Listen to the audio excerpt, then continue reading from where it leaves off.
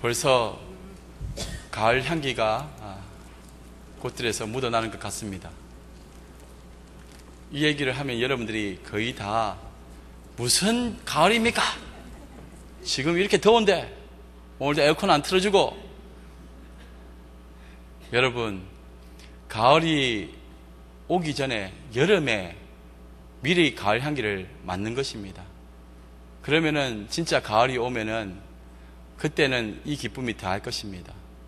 많은 분들은 우리가 지금 겪고 있는 이 많은 시간들의 의미를 그냥 이 시간의 고통의 의미로만 끝내는데, 이것은 앞으로 이어질 미래에 대한 소망으로 나타나야 되는데 그것을 잘 몰라요. 그래서 지금 일어나는 크고 작은 일들이 여기서 끝나고 나는 이제 끝장이구나 생각하는데, 성도들은 지금의 삶의 이 환경의 문제, 상황의 문제, 이 고달픔, 이것은 곧 이어질 하나님의 준비된 그 선물이 있다는 것을 기대하면서 걸어가야 되는 겁니다. 성도들이 십자가 길을 걸어갈 때에는 부활의 기쁨이 있을 것을 생각하고 가는 겁니다. 저 하늘나라에 주님과 함께 영원히 갈 것을 기대하면서 걸어가는 것입니다.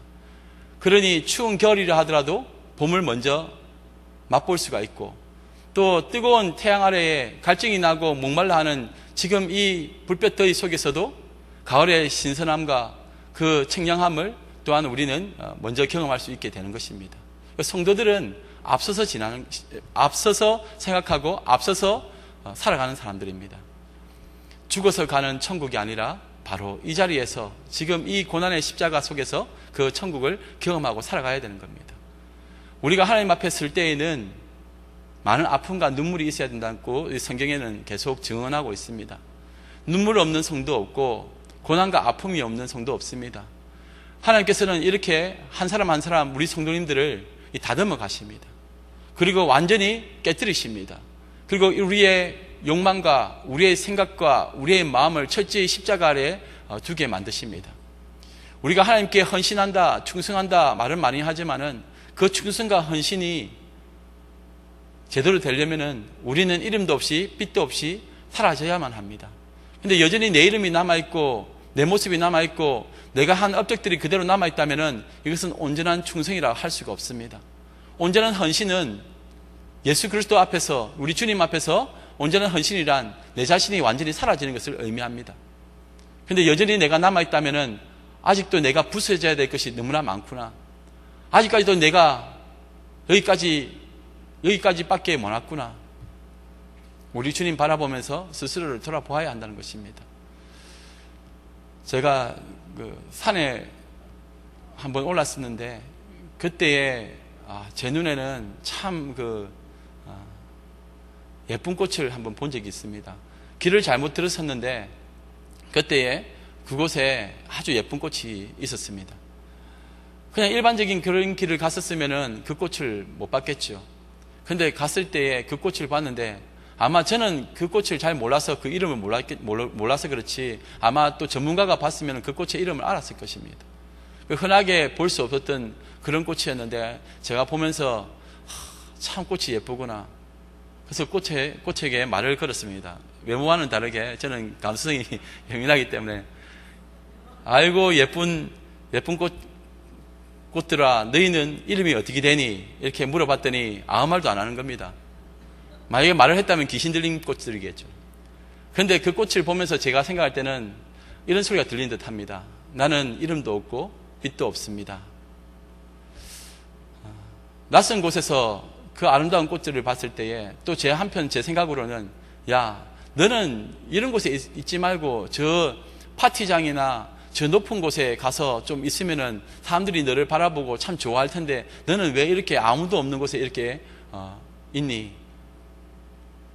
그것은 우리 하나님을 찬양하기 위해서 이 자리에 있답니다. 그런 소리가 들리는 것 같아요. 무슨 말이냐? 낯선 길에서 제가 느낀 것은 우리는 항상 예쁜 꽃, 좋은 꽃, 화려한 꽃은 항상 화려한 파티장이나 또 높은 자리에 서야 된다고 생각합니다. 그런데 하나님께서는 어이없이 그냥 우리도 모르는 아무도 찾지 않는 그런 곳에 두기도 하십니다. 그 목적은 하나님의 영광을 위해서. 우리의 삶도 마찬가지입니다. 우리가 좀 더 능력이 있고 힘이 있고 아름답고 멋있고 세상 사람들로 하여금 칭찬을 많이 듣는 자리에 있으면은 우리는 항상 화려하고 높은 자리에 있어야 된다고 생각합니다. 그렇게 영향력이 있는 사람이면은 위에 가서 높은 자리에 있으면서 하나님께 영광 돌리면 좋지 않느냐 그렇게 생각하는데, 물론 그렇게 하나님께서 두실 수도 있습니다만은 또 한편 많은 사람들은 이름도 없이 삐도 없이 묵묵히 자기 자리에 있는 것을 보게 됩니다. 우리 한국 교회에 처음에 많은 비하인드 스토리가 있습니다.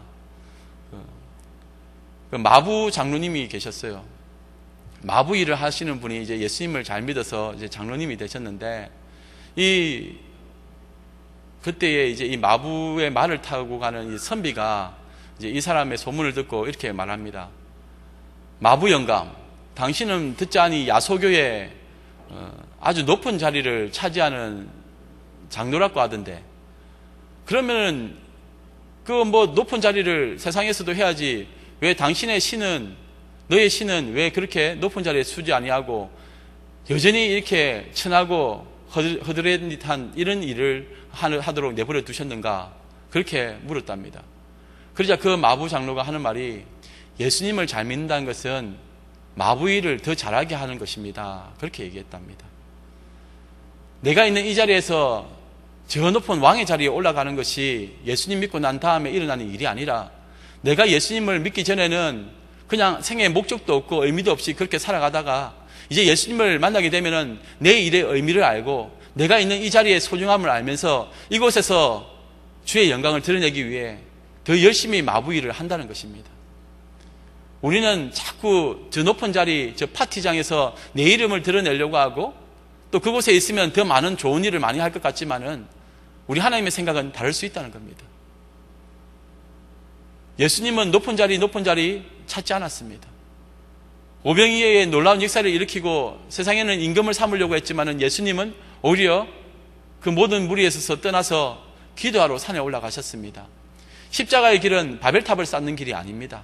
십자가의 길은 세상에서 영웅이 되거나 세상에서 높은 자리에 앉는 것을 의미하는 것이 아닙니다. 십자가의 길은 주신 사명을 잘 감당하고 하나님 앞에서 늘 겸손한 자리에 서고 그 믿음으로 살아가는 것을 말합니다.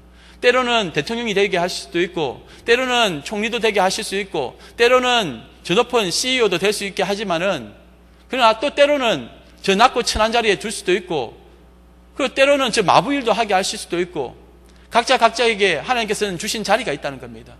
이 한평생 살아가면서 자기의 역할, 자기의 사명 잘 감당하다가 가는 것, 그것이 소명의 삶입니다.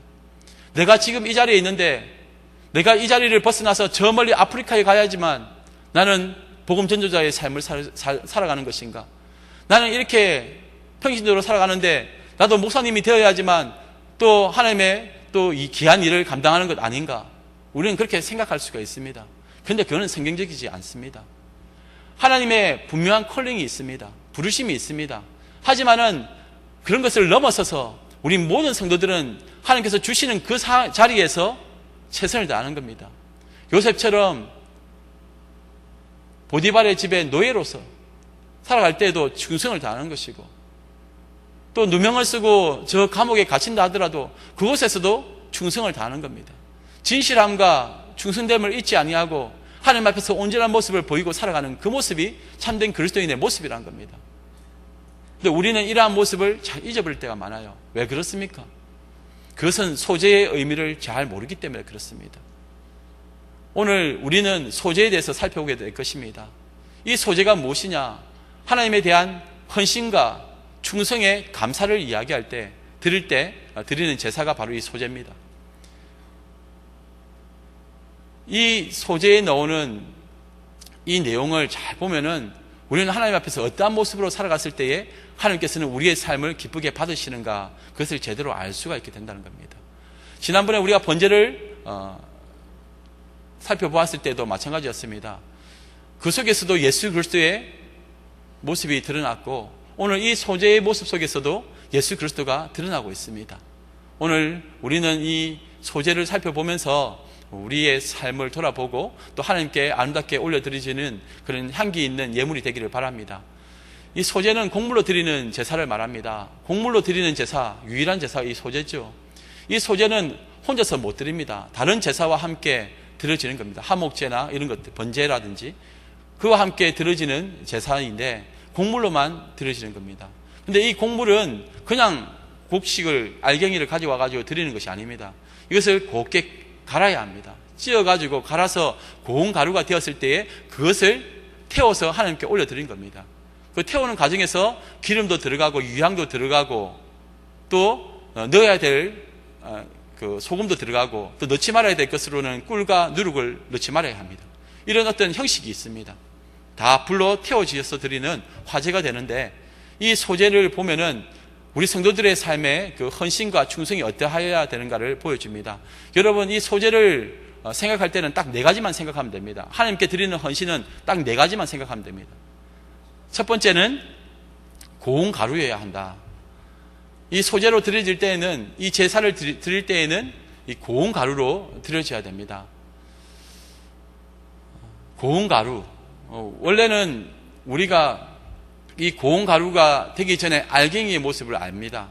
쌀이면 쌀의 그 어떤 모습이 있죠. 밀이면 밀의 모습이 있습니다. 그런데 하나님께서는 그렇게 바치지 말라고 합니다. 그것을 곱게 빻아서 가루로 만들어서 드리라고 말씀하셨습니다. 하나님 앞에서 자신을 그처럼 낮추고 겸손한 모습으로 나아가야 한다는 것을 말씀하고 있습니다. 알갱이의 모습으로는 충성할 수가 없어요. 우리들의 모습을 보면은 하나님께 헌신한다, 충성한다 하지만은 그전에 자신의 모습이 드러나고 자신의 이름이 드러나기를 바라는 그 영웅주의적인 발상이 있지 않습니까? 내가 이렇게 했다, 내가 저렇게 했다, 내가 이 교회를 지었다, 교회를 몇백 개 지었다 하는 그 공로주의가 우리에게는 있습니다. 우리가 짓습니까? 하나님께서 짓게 하셨습니까? 하나님께서 짓게 하셨죠. 물질도 하나님의 것이요, 우리에게 생각을 불어 넣어 주신 것도 하나님이신데 우리가 어느 날 삽을 들고 와가지고 여기서 땅을 파가지고 우리가 교회를 지었다? 그거 아니라는 겁니다. 하나님께서는 모든 것을 계획하시고 또 그것을 진행하시는 분이십니다. 인간적인 생각이 하나님보다 앞선다고 생각하면 안 됩니다. 우리는 우리의 알갱이 그 모습 그대로 남기를 원하지 않습니까? 섬길 때에도 내 이름이 드러나기를 바라고 내 성격이 드러나기를 바라고 내 기질들, 그 못난 자아들이 드러나기를 바라지 않습니까? 내 판단이 맞다고 하고 내 소리를 지르지 않습니까? 그런데 고운 가루로 빻아버리면은 그 알갱이가 어떤 알갱이인지를 모릅니다. 다 똑같아요. 우리 주님 안에서는 다 똑같습니다. 가루가 되어야지 무슨 반죽으로 해서 요리를 할 것 아닙니까? 근데 신앙생활을 하다 보면은 여전히 우리들 모습 속에 보면은 그 빠지지 않는, 여전히 내 모습, 내 자아, 못난 자아를 그대로 가지고 가는 사람들이 너무나 많아요. 그거는 욕심입니다. 자기 부인의 삶을 살지 못하는 거예요. 우리는 이제 우리 각자의 이름을 포기하고 예수의 이름으로 살아가는 사람들입니다.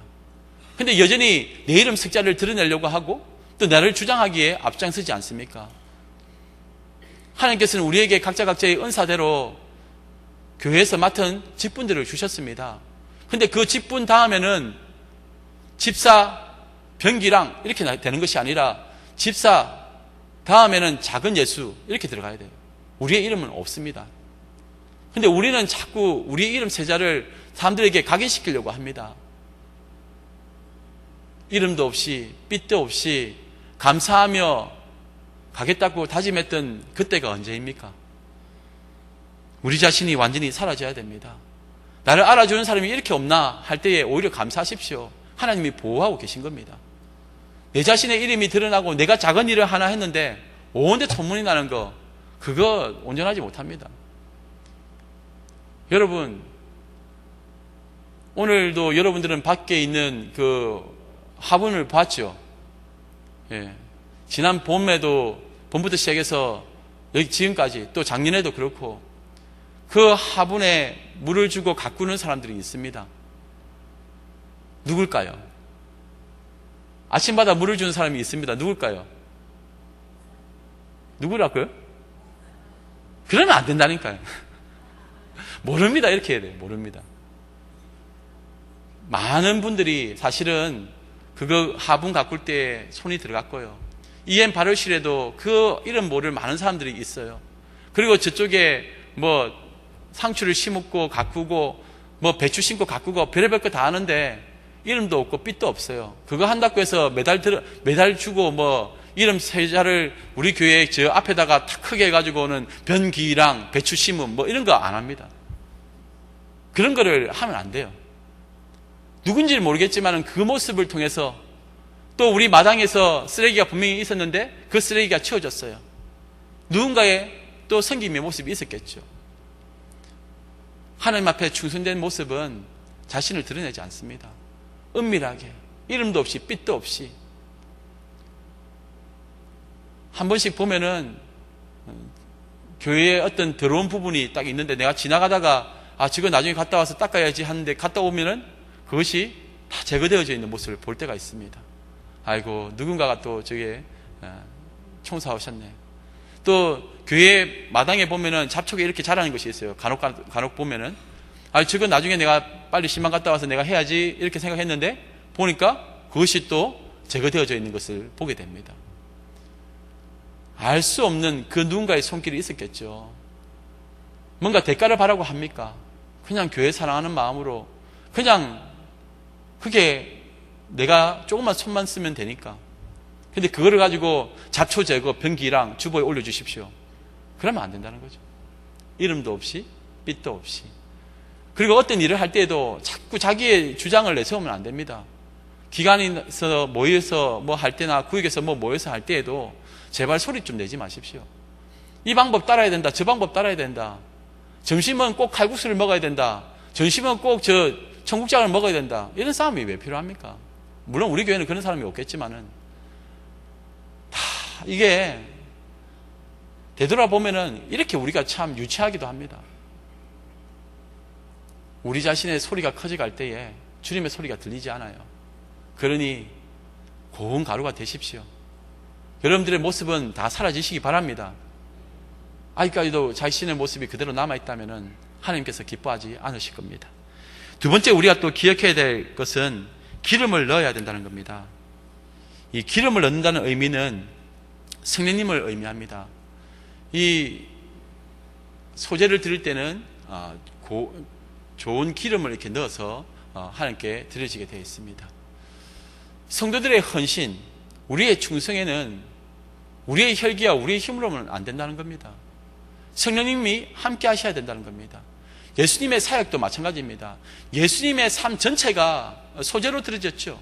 그런데 그것을 완성하신 분이 누구냐면 성령님이십니다. 예수님이 사역을 하실 때도 성령님의 인도하심을 따라서 성령님의 능력으로 사역을 하셨어요. 우리도 마찬가지입니다. 우리의 힘과 우리의 방법으로 사역하는 것 아닙니다. 인간적인 생각으로 내가 이런 일 저런 일 하면은 잘 될 거라 생각하는데 그거 아닙니다. 성령님의 인도하심을 받는 삶, 그것이 아름다운 소재가 된다는 겁니다. 우리가 충성 봉사할 때도 마찬가지입니다. 성령님이 없이 내 힘과 내 방법으로 내 의지로 내 노력으로 우리들이 힘을 합쳐서 뭔가를 한다고 해서 그것이 성령님의 인도하심을 받는다고 착각하면 안 됩니다. 성령님의 인도하심이 있어야지만 그것은 아름다운 제물이 될 수가 있는 겁니다. 소재 드릴 때는 성령님이 있어야 돼요. 우리의 합리적인 생각들이나 마음을 모았다고 해서 되는 것 아니에요. 하나님의 뜻이 어디 있는지를 찾고 성령님의 뜻을 따라서 한 걸음 한 걸음 걸어가는 것입니다. 성령님의 인도하심을 따라가는 것입니다. 그런데 우리는 자꾸 우리의 생각이 먼저 앞설 때가 많아요. 예수님이 성령 충만함 속에서 그 구원 사역을 행하셨다는 것을 잊지 마시기 바랍니다. 교회에는 너무나 많은 리더가 있는 것 같아요. 너무나 많은 인도자가 있는 것 같아요. 그런데 교회에는 성령님이 인도하셔야 됩니다. 성령님의 인도하심을 받는 찬양대, 성령님의 인도하심을 받는 말씀 선포, 성령님의 인도하심을 받는 예배, 성령님의 인도하심을 받는 전도, 성령님의 인도하심을 받는 교제, 성령님의 인도하심을 받는 기도, 우리의 삶의 모든 모습들 하나하나 모든 것이 성령님의 인도하심을 받는 그런 모습이어야 된다는 겁니다. 그래야 그것이 삶의 제사로 드려질 수가 있다는 겁니다. 성령님은 역사하지 않는데 내가 내 혈기로 내 방법으로 했다가 삐그덕거리고 아픔이 오고 상처가 나는 것 아닙니까? 성령님의 인도하심은 다릅니다. 나의 힘으로 가는 것 아니에요. 여러분들 차가 아무리 고급차라 하더라도 여러분, 그 차를 내가 밀고 가는 것과 타고 가는 건 다르죠. 근데 우리의 인생을 내가 자꾸 밀고 가려고 하는 것 같아요. 우리 교회도 내가 밀고 가려고 한다, 그렇게 생각하면 안 됩니다. 성령님이 인도하시면은 더 편하게 빠르게 갈 수가 있습니다. 그런데 우리는 억지로 우리의 방법으로 뭔가를 만들어내야 된다는 그 강박관념에 사로잡혀 있는 것 같아요. 부흥도 우리가 일으키는 것 아닙니다. 성령님의 인도하심을 따라서 이루어지는 것입니다. 그러니 성령님의 인도하심을 따라서 걸어가는 그 길이 십자가의 길이지, 십자가의 길을 흉내낸다고 해서 십자가의 길을 가는 것 아닙니다. 가끔씩 여러분들 의지적으로 신앙생활 하시는 분들이 있습니다. 율법적으로 신앙생활 하시는 분들이 있는 것 같아요. 그런데 그거 얼마 못 갑니다. 속이게 됩니다. 철저히 십자가의 그 사랑을 깨닫고 주님 앞에 내 자신을 내려놓을 때에, 성령님의 인도하심과 조명하심을 따라서 내가 걸어갈 때에 그 모습이 정말 내가 혈기로, 내가 내 의지로 가는 것하고는 분명히 다르다는 것을 우리는 알게 됩니다. 내 말로, 내 힘으로 사람들을 설득한다, 전도한다, 절대 되지 않습니다. 내 말과 내 전도함이 지혜에 근하는 말로 하지 아니하고, 다만 성령의 나타남과 능력으로 하여 너희 믿음이 사람의 지혜에 있지 아니하고 다만 하나님의 능력에 있게 하려 하였노라. 설교를 하든 전도를 하든 사람들과 교제를 하든 내 힘과 내 능력으로 하는 것 아닙니다. 자꾸 내 힘과 내 힘, 내 능력으로 하려고 하는 것을 보이면은 혈기가 드러날 수밖에 없어요. 성령님의 인도하심은 예수님이 나타나야만 됩니다. 예수님의 모습이 드러나는가 아니면 내 모습이 드러나는가를 잘 보시기 바랍니다. 그래서 소재에는 반드시 기름이 들어가야만 합니다. 그리고 소재에는 유향이 들어가야 합니다. 유향, 향기가 나는 것을 말하죠. 섬김을 할 때에 우리에게는 아름다운 향기가 나와야 됩니다. 주의 전을 섬기고 주의 일을 감당한다는 일을 하는 사람들이 그 삶의 모습에서 보면은 부패한 썩은 냄새가 난다면은 그것은 아름답지 못한 겁니다. 유향, 그 아름다운 향기가 나야 되는 거예요. 섬김의 모습 속에 그 죽은 생선 냄새가 난다면은 왜 그렇겠습니까? 생명력이 없는 그리스도인, 생명력이 없는 봉사, 충성, 의미 없습니다. 나의 삶 가운데 과연 향기가 나고 있는가? 내 모습에 사람들은 마음의 위로를 받고 또 도전을 받고 있는가? 그런데 우리는 너무나 우리 자신을 신뢰하기 때문에 우리가 이런 일을 저런 일을 하면은 우리에게서 자발적으로 그런 아름다운 향기가 날 거라는 착각을 하는데 아닙니다. 내가 죽어야지만 인간의 냄새는 사라지고 예수의 향기가 나타나는 거예요. 십자가 앞에서 내 자존심도 꺾고 내 감정도 꺾고 내 아픔도 내려놓고 그 십자가를 붙들고 나의 눈물, 나의 피 흘림, 나의 아픔, 슬픔, 쉬는 소리가 어울려져서 그것이 향기로 나타나는 것입니다. 그런데 성도들의 삶 속에 그런 향기가 나기보다는 썩은 냄새가 진동한다면 그것은 아름다운 성도의 삶이 아니라는 것입니다. 그런 섬김 자체가 잘못됐다는 것입니다. 유향이 왜 필요합니까? 예수의 향기가 우리를 품어야 되는 겁니다. 그런데 우리가 잘 봐야 돼요. 우리는 우리 스스로를 아름답게 만들 수가 없어요. 생명력 있게 할 수가 없습니다. 우리 안에 예수가 거할 때에 우리는 살아나게 되는 것입니다. 그런데 자꾸 내 스스로가 살아나려고 하면은 그러면 그럴수록 인간의 냄새가 나게 되고 썩은 시체 냄새가 날 수밖에 없어요. 그런데 나는 예수로 죽고 내가 완전히 무너졌을 때에 그때에 예수의 향기가 나타나는 것입니다. 나의 삶 가운데 이 향기가 있는지 잘 돌아보시기 바랍니다. 그리고 마지막으로는 이 소재에는 누룩과 꿀을 넣지 말고 소금을 넣으라고 되어 있습니다. 이 소재라는 제사에는 특이하게도 누룩과 꿀을 넣지 말라고 합니다. 우리가 누룩을 넣는 이유가 뭡니까? 부풀리게 하기 위해서 아닙니까? 왜 충성과 헌신의 다짐을 하는 감사의 제사에 누룩을 넣지 말까요?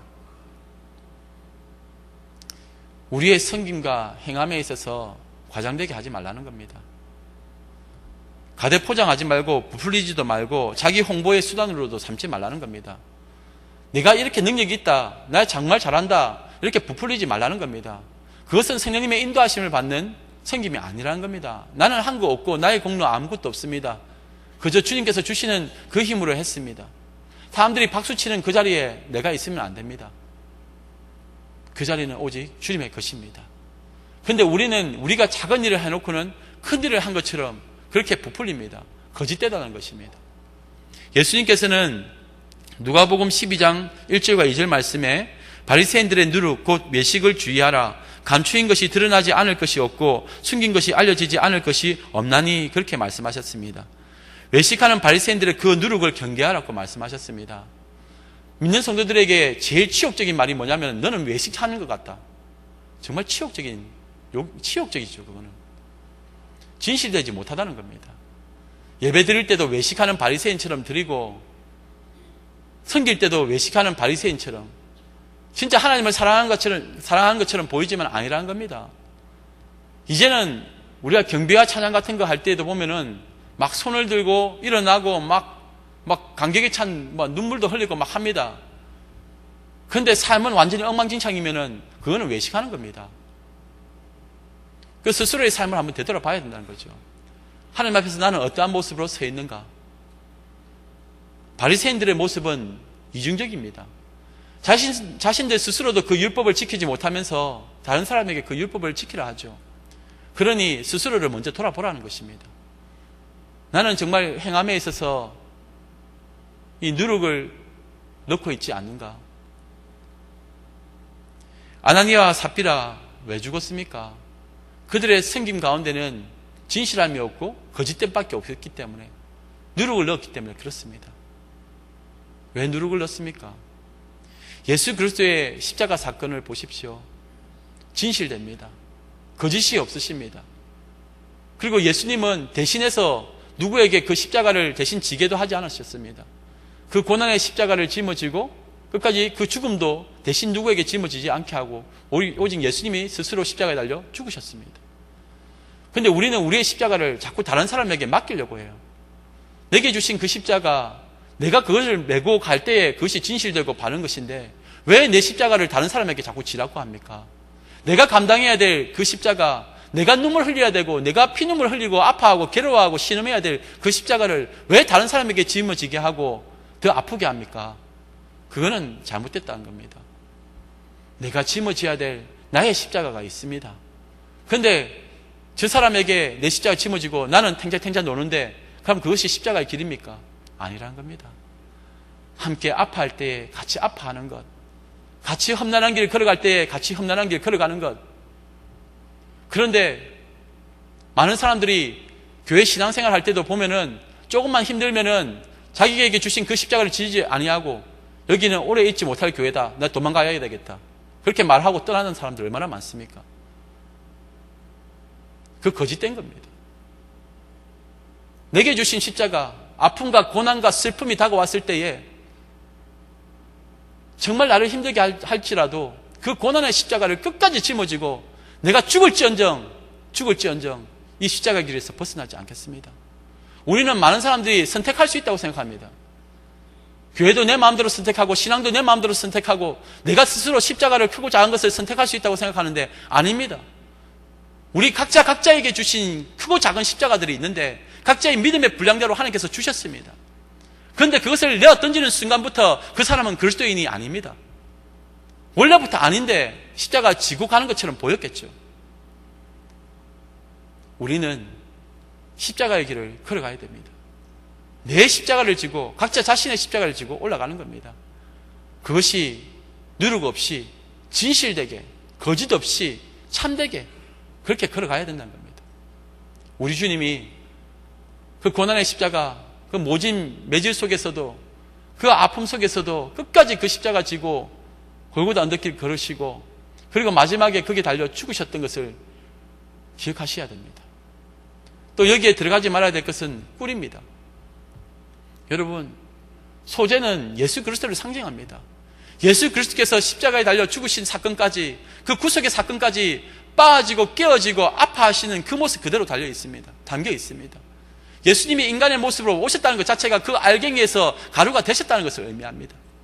그리고 예수님 스스로가 깨어지고 아파하고 그 고난의 십자가를 짊어지고 그 십자가에 달려 죽으신 사건, 그게 소재를 의미하는 겁니다. 이 소재는 한 움큼의 고운 가루를 드리는 겁니다. 전체를 드린 것이 아닙니다. 예수님이 대표적으로 그 한 움큼이 되셔서 아즈카라가 되셔서 대신 십자가에 달려 죽으신 겁니다. 예수님의 삶입니다. 부서지고 깨어지고 빠지고 짓이겨진 그 삶이 예수님의 삶이셨습니다. 그런데 그 고난의 십자가를 꿀로 변질시키는 사람들이 있습니다. 누가 십자가를 쉽다고 합니까? 누가 십자가를 세상의 영광이라고 합니까? 자꾸 본질은 사라지고 비본질적인 것을 앞세우는 사람들이 너무나 많아요. 오늘 한국 교회도 마찬가지입니다. 그런 강사분들 너무나 많아요. 성경을 제대로 아셔야 됩니다. 십자가가 무엇인지, 그 십자가의 고난을 꿀로 대체시키려 하는 사람들이 너무나 많아요. 십자가의 길을 걸어갈 때는 끝까지 어떤 꿀도 들어가지 말아야 됩니다. 그런데 자꾸 세속주의로 바꿔버려요. 썩어질 세상의 영광으로 바꿔버려요. 그 십자가를 세상의 그 꿀과 세상의 단맛으로 바꿔버리는 사람들이 있어요. 변질시킨다는 겁니다. 우리의 충성과 헌신은 십자가여야만 합니다. 피 흘림이 있고 아픔이 있고 쓴잔이어야 합니다. 그 고난의 십자가를 잘 마셔야 합니다. 그럴 때에 우리는 그 고난의 십자가에 함께하는 것이고, 그리고 그 주님과 함께 부활의 소망을 가지고 살아갈 수 있다는 겁니다. 그런데 자꾸 이 십자가 짊어지면은 세상에 뭔가가 될 것처럼,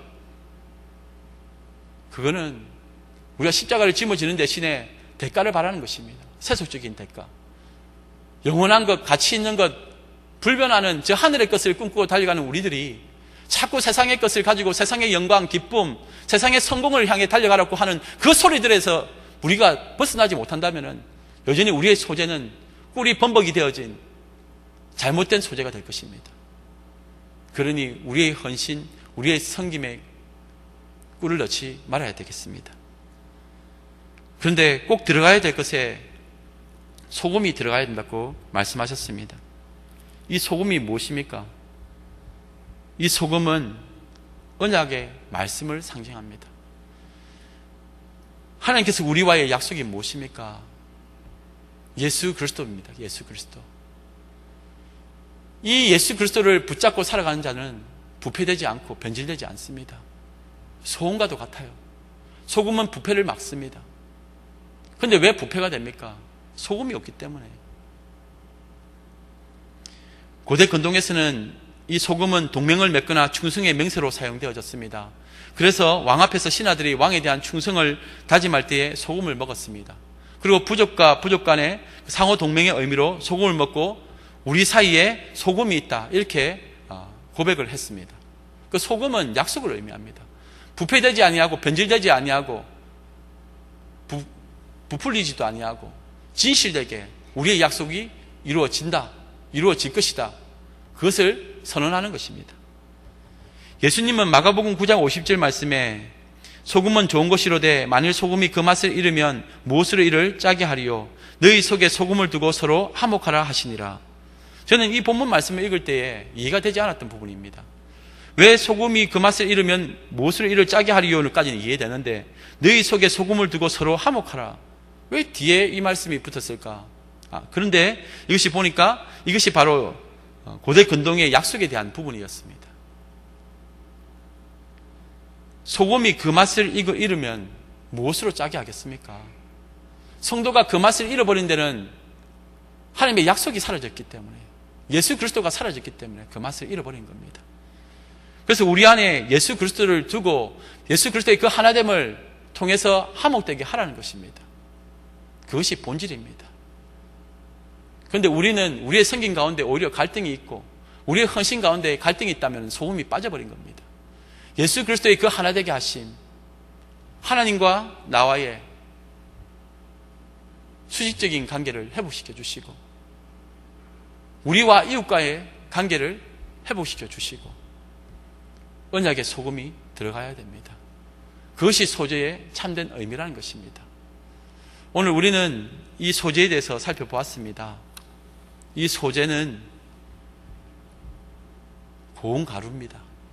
그리고 이 소재에는 성령의 기름이 들어가야 됩니다. 그리고 유향이 들어가야 되고 소금이 들어가야 합니다. 우리 삶에 무엇이 중요한가? 내 삶에 가장 중요한 것은 예수 그리스도밖에 없다는 것을 인정하시기 바랍니다. 날마다 우리가 드리는 이 소재의 삶, 이 네 가지가 제대로 잘 들어가 있는가? 그리고 나는 정말 하나님 앞에서 온전한 소재의 삶을 드리고 있는가? 정말 그런 충성과 섬김을 하고 있는가? 잘 되돌아보며 하나님 앞에 온전함을 다하는 저와 여러분들 되시기 바랍니다. 이 시간 우리 함께 기도합시다. 주님, 제 삶을 되돌아보니 저의 삶은 소재의 삶이 아니었습니다. 온전한 소재의 삶이 아니라 오히려 나를 드러내려고 했고 자기 부인의 삶이 없었습니다.